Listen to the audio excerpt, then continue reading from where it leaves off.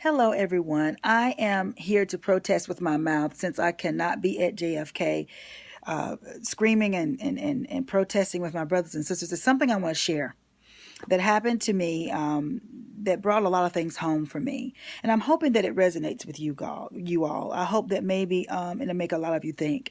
Those of you that possibly think that I'm radical or think that I far left, I think that we all get removed from the fact that we're all on one accord here. We all just want to live in peace, and have a chance to be successful, and safe. But anyway, the one thing I do want to talk about is when I was back down home. I'm from South Carolina, and I used to be a teller in a bank.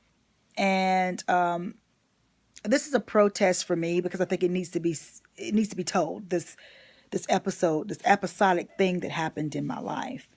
Well, I worked in a bank and I was a vault teller, so I was a second to the vault supervisor. And it used to be this wonderful Mexican man that used to come in and speak to us and talk to us and bank with us. And my vault supervisor and him seemed to have a really nice, business relationship, friendship even. And matter of fact, from what I had heard, overheard in the conversations, is that she opened up his account 3 years before then, and they had been really, a good acquaintance since. And so one day he came in, and he didn't have his regular ID, and he wanted to withdraw some money. Now, let me take you back a little bit. This is during George W. Okay, this is when the language of the land was considered American.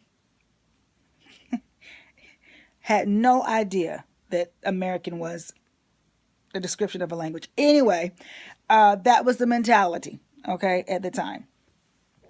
And so he told her, I got robbed. I need to get money out because I need to get to Mexico really soon. Now, if you think back to 2001 and the early 2000s, when during the George W. era, it was a big thing about deporting Mexicans. It was really terrible. So I think that was his first drawback. He possibly should have just kept that to himself, but he was so distressed, and I felt his pain. You understand? So when he told her, he said, I don't have my ID because I got robbed, but I need to get money out of my bank account, and she wouldn't help him. So they went back and forth a little bit, nothing really aggressive. But then when he asked her, why are you treating me this way? Then that's when she stepped back from the front counter and said, I'm going to remove myself now because I don't feel safe anymore. I was floored. I've been knowing this man for almost 3 years. What do you mean you don't feel safe? So he left. She left the front. He looked over at me. He said, these people don't like me. And I said, you're preaching to the choir, honey. And so he left. And all of a sudden, a police officer in black and white comes in. I'm like, what? I looked over everybody. What is going on? Come to find out, this woman had called the police and told the police she felt unsafe. So, of course, I didn't say nothing for a minute, because I'm trying to be as neutral as possible. Because when you're an African-American woman, first of all, you speak your mind, you're angry. You can't just be aware. You can't just be intelligent. You can't just be, opinionated, free-spirited. You got to be angry because, you speak in your mind and you happen to have brown skin. Anyway, so after the officer actually asked us, what did we think he should do? I basically told him, a lot of you are just walking around a bunch of sniveling drones, repeating what you hear like you have mush for brains. I said, that Mexican man hadn't done nothing to anyone. I said, he just wanted his money. He's distressed, but he never raised his voice at her. He never threatened her. I said, I don't know what she feels unsafe about. He just wants his money. So he ended up going to the man's house. But the result of it was he came back and said that he just couldn't, arrest him because the man was so nice. And I prayed for the man. Because after that cop left, I sent up many prayers for that man. I'm very spiritual that way. So about 2 or 3 weeks later, he came back to the branch. He tried us one more time. And there's this one particular teller, worked part-time, very Aryan. And she did everything in her power to show she had nothing but Aryan blood in her. Very, very bright. And, I have nothing wrong with that. Porcelain skin is wonderful. All skin tones are wonderful, but it's a mentality behind yourself, within your mind. What's going on with your mind that exudes is what really can make it a kicker, for me. So, and she had several times, been very, in her own way to me, I'll explain it a little later. Anyway, so I heard this going back and forth with him. And I'm at the window and I'm thinking, okay, I got to, keep my eyes in the back of my head, So come to find out, one of the girls came to me and said, Capucine, please, let's de-escalate this. So I took him into an office and I said, okay, what's happening? So apparently he wanted to close his account and she just didn't feel like doing it. She felt like he had no right to close his account. He's thinking, why would you treat me this way? Why? I mean, his mentality is, this is my account. If I want to close it out, I can close it out and take all my money if I want to. There's nothing outstanding. No checks need to be cleared.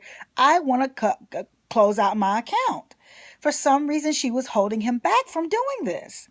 So as I'm talking to her, letting her know, because I'm trying to be as diplomatic as possible, because, when you got two brown people, two people of color, with one white person in a room, you got to be very much aware of how you speak, your body language.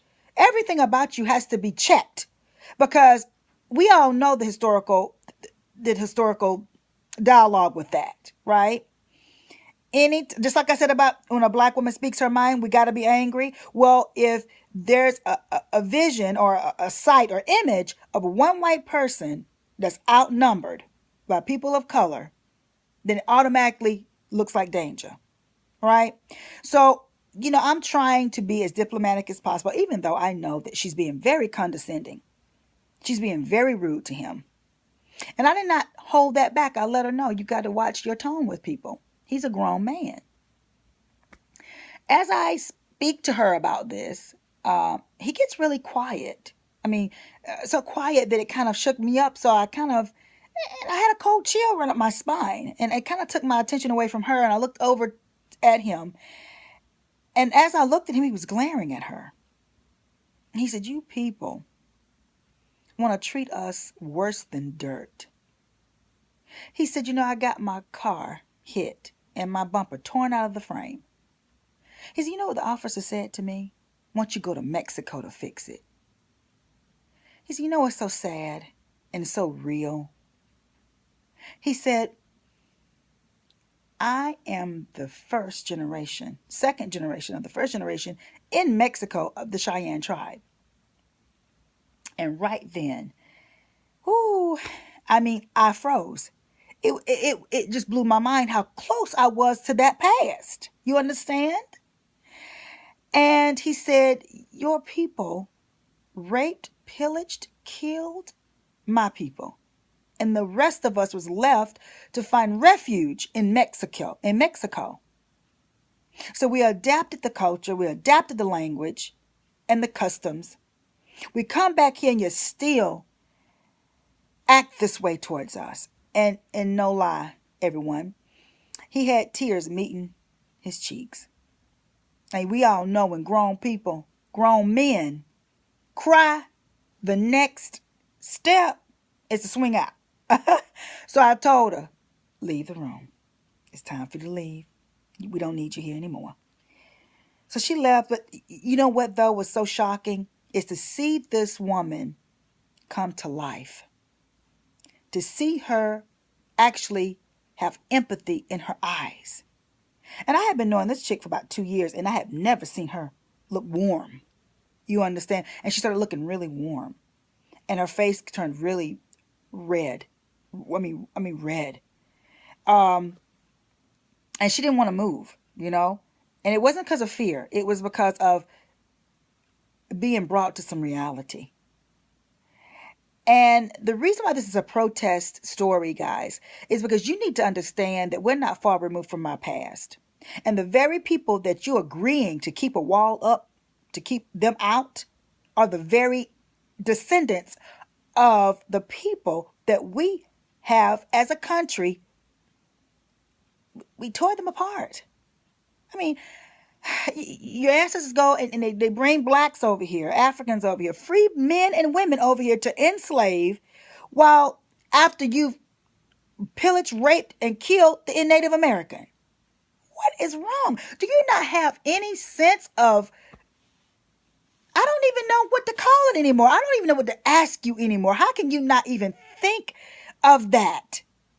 When people start screaming rhetoric about keep them out, do you not even think to yourself that each day you live, you have a chance to make your present better than your past was? You know? And no, you're not the one that actually raped and pillaged and killed these people. But you know what? Your mentality is a residual to why those people were raped, pillaged, and killed. See? Your ancestors really believed that they were savages, and that because they were European, that they were better than the people that were of this land. And it's in your DNA, and you need to get rid of it. It's poisonous. It's helping to keep you mentally ill. You have a mental disease. You do. Because you know what? If it wasn't for those savages, the first year your people would have rotted, died. All of them. But those savages were welcoming, inclusive, warm, thoughtful. So, there's bad in everybody, right? And we got our own issues here in America. So, Mexico is not bringing over anything we don't already have. So, you need to take this